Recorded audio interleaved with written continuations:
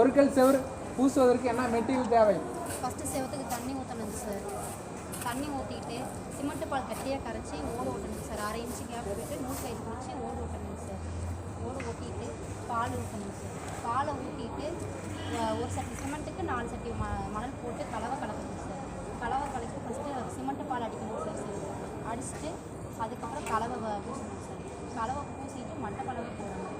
மட்டைப்பலகை போட்டுட்டு மணேஸ் கட்டை பிடிக்கணும் சார். மணேஸ் கட்டை பிடிச்சிட்டு காஞ்சி பிடிக்கணும் சார். வீட்டுக்காரங்க தேப்பு கேட்டாங்கன்னா தேப்பு போடணும். இல்லாட்டி டைல்ஸ் போடுற மாதிரி இருந்தால் பின் அடிச்சு விடணும் சார். அதே மாதிரி சுவிட்சு பாக்ஸ் இதெல்லாம் இருந்ததுன்னா அது வந்து அந்த கலவையை கட் பண்ணி விடணும் சார். லைன் போயிட்டுருக்கும், அதனால் கட் பண்ணி விடணும் சார்.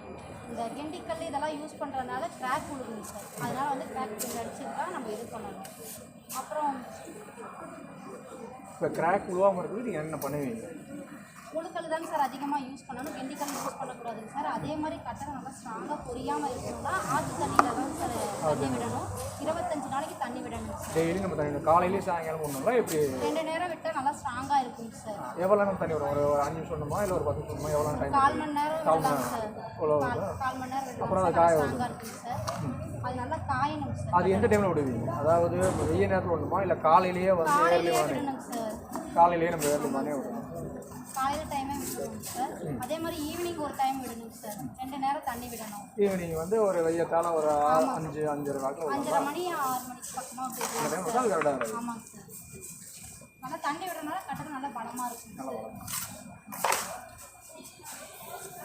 அப்புறம் பூக்கும்போது பூக்குண்டு விட்டு பார்க்கணும் சார். நல்லா செஞ்சுதான் இருக்கா என்னன்னு சொல்லிட்டு பூக்குண்டு விட்டு பார்க்கணும் சார். ஜன்னல் வைக்கும்போது பூக்குண்டு விட்டு பார்க்கணும் சார். ஜன்னல் முனையெல்லாம் வைக்கும்போது பூக்குண்டு விட்டு பார்க்கணும் சார். ஜன்னல் முனை வைக்கும்போது ஃபஸ்ட்டு சிமெண்ட் பாலை பூசிட்டு அதுக்கப்புறம் கலவை வச்சு மட்டை கலவை வச்சு அதுக்கப்புறமேட்டு தான் சார் பூக்குண்டு விட்டு பார்க்கணும். அப்படி பார்த்துட்டு மணேஸ் கட்டை